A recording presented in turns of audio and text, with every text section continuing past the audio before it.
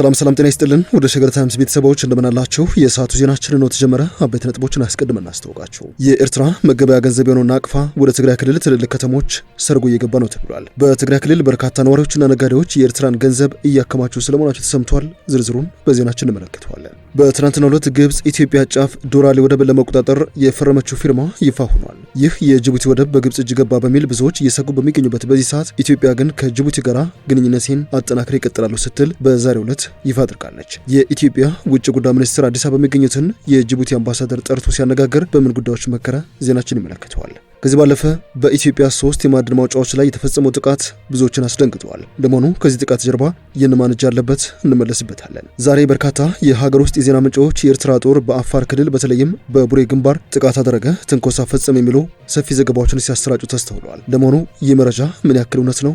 የሰዓቱ ዜናችን ጉዳዩን ያጣራዋል። እንደተለመደው እያደመጣችሁን አብራችሁን ቆዩ የዘወትር አክብሮታዊ ግብዣችን ነው። ወደ ቀዳሚ ጉዳያችን እናምራ።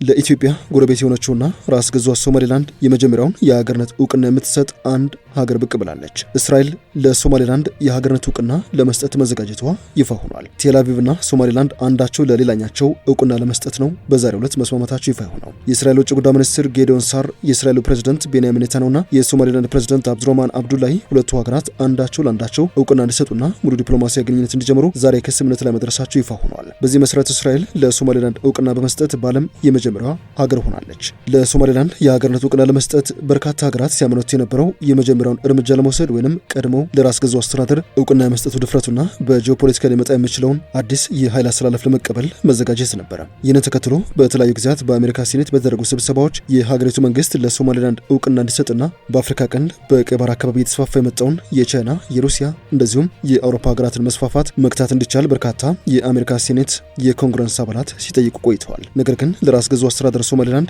የመጀመሪያውን የሀገርነት እውቅና ለመስጠት ድፍረቱን ያገኘችው እስራኤል ሆናለች። ሶማሌላንድ ከኢትዮጵያ ጋር የባህር በር ስምምነት በተፈራረመች 1 ዓመት ከ6 ወር ገደማ ነው የመጀመሪያውን የሀገርነት እውቅና በይፋ ያገኘችው። ይህ ከሆነ ኢትዮጵያ ለሶማሌላንድ እውቅና ለመስጠት ከዚህ ቀጥሎ ውሳኔ ያሳልፋሉ ከሚባሉ ሀገራት መካከል አንዷ ልትሆን እንደምትችል፣ በዚህም በሶማሌላንድ በኩል የባህር በር ባለቤት ልትሆን የምትችልበት እድል እንዳለ ብዙዎች ከወዲሁ እየጠቀሱ ይገኛሉ።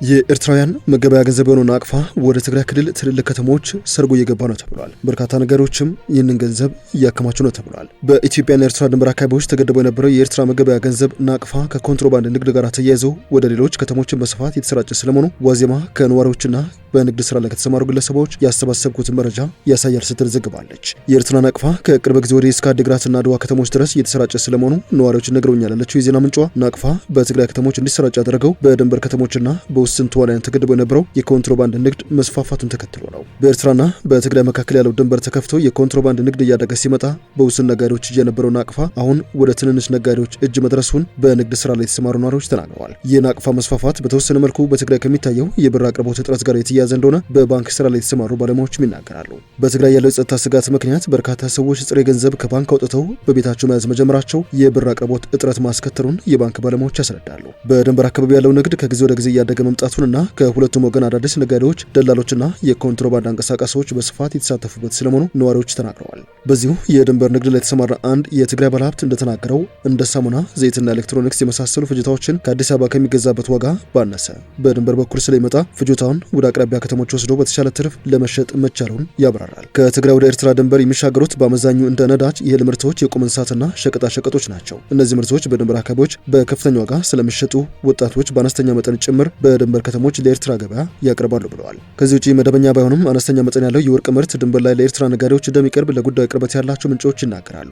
የኤርትራ ነጋዴዎች ወርቅ ሲቀርብላቸው አልፎ አልፎ ከናቅፋ በተጨማሪ በዶላር ጭምር የሚከፍሉም እንዳሉ ይፋ ሆኗል። መቀለ ከተማን ጨምሮ በትግራይ ከተሞች ነዳጅ በየመስመሩ መሸጥ የተለመደ ስለመሆኑ የዜና ምንጯ የዘገበች ሲሆን በየአካባቢው የሚለይ ቢሆንም አሁን የ1 ሊትር ነዳጅ ዋጋ በመቀለ ከተሞች እስከ 220 ብር ድረስ ሲሆን በኤርትራ ድንበር አካባቢዎች ደግሞ ከ300 ብር በላይ መሻገሩ ነው የተሰማው። ከትግራይ ወደ ድንበር ኤርትራ ከተሞች ለጥቃቅን ንግዶች የሚያቀኑ ወጣቶች ለኤርትራ ገበያ የሚያቀርቡትን ምርት የሚሸጡት በናቅፋ ሲሆን ወደ ትግራይ ተመልሰው በጥቁር ገበያ እንደሚመነዝሩት ለማወቅ ተችሏል። በጥሬ ገንዘብ ላይ በተመሰረተው የድንበር አካባቢ ንግድ ወደ ትግራይ የሚገባው የኤርትራ ናቅፋ በትይዩ ገበያ ወደ ብር ይቀየራል። የናቅፋና የብር ልውውጡን የሚያሳልጡ ደላላዎች እስከ ትግራይ መዲና መቀለ ከተማ ድረስ መዘርጋታቸውን የተመላከተው እንደ አዲግራት ባሉ የድንበር አቅራቢያ ከተሞች አንድ አንድ የኤርትራ ናቅፋ በኢትዮጵያ ከ12 እስከ 15 ብር ድረስ የተለዋወጠ ስለመሆኑ ምንጮች ተናግረዋል። ምንም እንኳን በኢትዮጵያ ባንኮች የውጭ ምንዛሪ ግብይት ውስጥ የኤርትራ ናቅፋ ይፋ ዋጋ የሚወጣለት ባይሆንም መደበኛ ዋጋው አንድ ናቅፋ 7 ብር ስለመሆኑ መረጃዎች ያሳያሉ። የድንበር ንግድ በስፋት የሚካሄድባቸው ከተሞች እንደ ባድመ፣ ራማ፣ ጾረና፣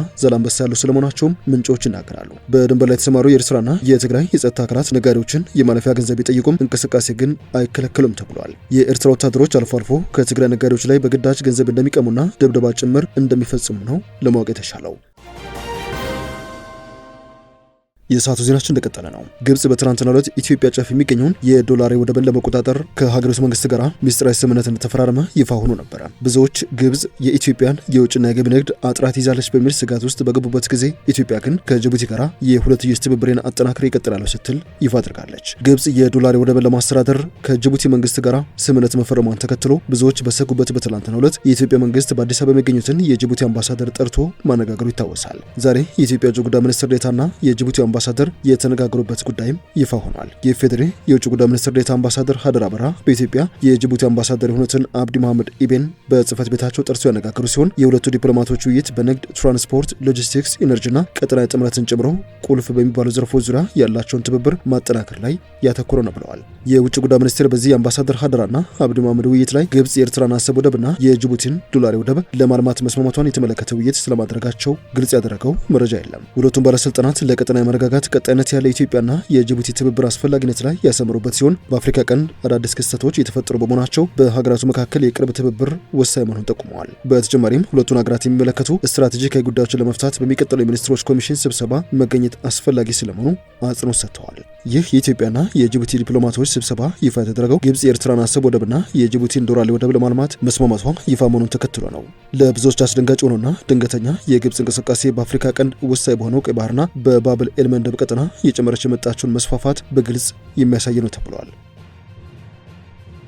የሰዓቱ ዜናችን እንደቀጠለ ነው። ኤርትራ በኢትዮጵያ ምስራቃዊ ክፍል በአፋር በኩል ጥቃት ጀምራለች የሚሉ መረጃዎች ዛሬ በሀገር ውስጥ የዜና ምንጮች ሲሰራጩ ቆይተዋል። ለመሆኑ ይህ መረጃ ምን ያክል እውነት ነው? ዛሬ የሀገር ውስጥ የዜና ምንጮች የኤርትራ ጦር ድንበር ተሻግሮ በቡሬ ድንበር ትንኮሳ እየፈጸመ ስለመሆኑ የሚገልጹ መረጃዎችን ደርሶናል ሲሉ ዘግበው ነበረ። የኤርትራ ሰራዊት ወደ አፋር ክልል በመግባት ትንኮሳ እያደረገ ነው ሲሉ የጠቆሙ ሲሆንም ወደ ድንበር አካባቢዎች ሰርጎ በመግባት ወታደራዊ ትንኮሳ እየፈጸመ መሆኑን አረጋገጥን ሲሉ የጠቀሱት ምንጭ አዲስ ሪፖርተር የተባለን ድረገጽ ነው። የሻዕቢያ ጦር ወደ ኢትዮጵያ ግዛት ዘልቆ ትንኮሳ እየፈጸመባቸው ይገኛል ሲሉ ከጠቀሷቸው አካባቢዎች መካከልም ቡሬ፣ ደናክል፣ ጋረቦና አዋላ የተባሉ ቦታዎችን ዘርዝረዋል። ምንጮቹ እንደሚሉት በተለይም በቡሬ አፋር ድንበር አቅጣጫ የኤርትራ ጦር ከፍተኛ ወታደራዊ ንቅናቄ እያደረገ ነው ብለዋል። የኤርትራ ወታደሮች በአካባቢው ሰላማዊ የአፋር ዜጎችን በማዋከብና የክልሉን ድንበር ለመዳፈር ሙከራ ማድረጉን ተከትሎ ክልሉ ከዚህ ድርጊት በአስቸኳይ ቆርቆመ ራሱን ለመከላከል አስፈላጊውን እርምጃ እንደሚወስድ እንደዚሁም የፌዴራል መንግስት ጉዳዩን በቅርበት እንዲከታተል በአሰራር አግባብ ጥሪ ስለማቅረባቸው ማትተው ነበረ። ነገር ግን የኤርትራ ጦር ዛሬ በአፋር በኩል ትንኮሳ መፈጸሙን የሚያሳዩ አንዳችም ታማኝ ማረጋገጫዎች አልተገኙም። ሰፊ ተቀባይነት ያላቸው ሚዲያዎች የኢትዮጵያም ሆነ የአፋር ክልል ይፋ የመንግስት ቢሮዎች እንደዚሁም ገለልተኛ ተቋማት በዚህ ጉዳይ ዙሪያ የሰጡት ማረጋገጫ የለም። ይህ ብቻ ሳይሆን የኤርትራ ጦር ከፍተኛ ወታደራዊ ንቅናቄ እያደረገ ስለመሆኑ የሚያረጋግጡ የሳተላይት ምስሎች አለመኖራቸውን ከማግዛር ፕላኔት ላብስ እንደዚሁም ከአውሮፓና የአሜሪካ ኤጀንሲዎች ማረጋገጥ ችለናል።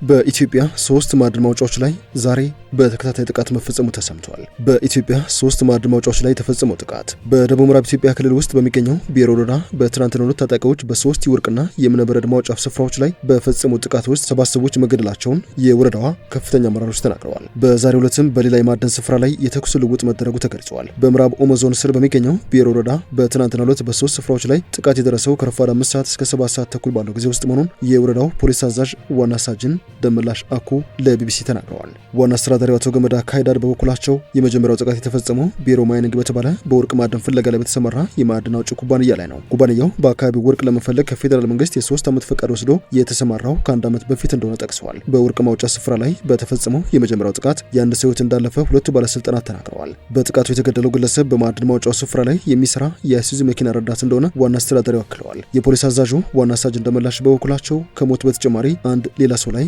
ጉዳት መድረሱን አክለዋል። ዋና አስተዳዳሪው እንደሚናገሩት በዚህ ስፍራ የነበሩ ሌሎች ሰዎችም ጥቃት ተከፍቶባቸው ነበረ።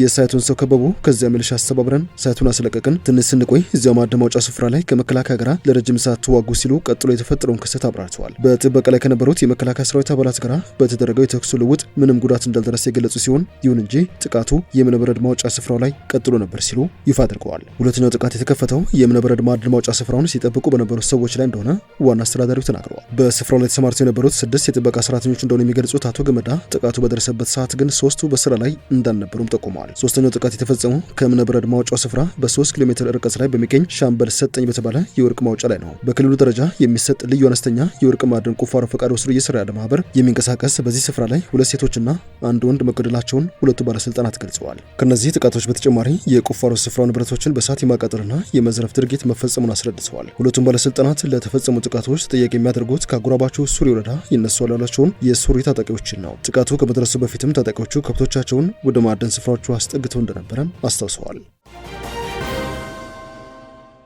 የመገናኛ ብዙሃን ባለስልጣን በሃይማኖት ሚዲያዎች ላይ ማስጠንቀቂያ አስተላልፈዋል። የኢትዮጵያ መገናኛ ብዙሃን ባለስልጣን የሃይማኖት መገናኛ ብዙሃን የተሰጣቸውን የፈቃድ ገደብ አክብረው በጥንቃቄና በኃላፊነት ስሜት እንዲሰሩ ባወጣው መግለጫ አሳስበዋል። ባለስልጣኑ በመግለጫው እንደገለጸው የጂፒኤስ ቴሌቪዥን ጣቢያ በሀገራችን ስላለ አካባቢን በተመለከተ ተገቢ ያልሆነና ከአሰራር ደንብ ውጪ የሆነ መረጃ ማሰራጨቱ ተረጋግጧል ሲል ዛሬ ባወጣው መግለጫ አስታውቋል። በዚህ መሰረት ለጣቢያው ጥብቅ ማስጠንቀቂያ መሰጠቱን ያስታወቀ ሲሆን ማስጠንቀቂያ የተሰጠው ጂሰስ ፕሮፌቲክ ስፒሪት ቸርች በቀን 13/4/2018 በማህበራዊ ገጾቹ ያሰራጨው ፕሮግራም የመገናኛ ብዙሃን አዋጅን የጣሰ ሆኖ በመገኘቱ እንደሆነ ገልጸዋል። በዚህ አዋጅ መሰረት ማንኛውም የሃይማኖት መገናኛ ብዙሃን አስተምሮቻቸውን ለምዕመናን እንዲያደርሱ ፈቃድ ቢሰጣቸውም የተቀመጡ ሕጎችን ጥሰው በሚገኙት ላይም ባለስልጣኑ አስፈላጊውን ሕጋዊ እርምጃ ለመውሰድ እንደሚገደድ አሳስበዋል። በዚህ መነሻ ሁሉም የሚዲያ ተቋማት ያለባቸውን ማህበራዊ ኃላፊነት ተረድተው እንዲንቀሳቀሱ ነው ጥሪ ያቀረበው።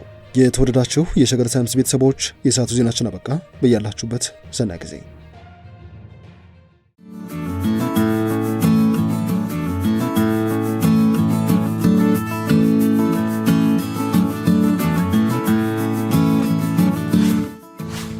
ሸገር ታይምስ ሚዲያን ሰብስክራይብ በማድረግና ደወሉን በመጫን ይከተሉን።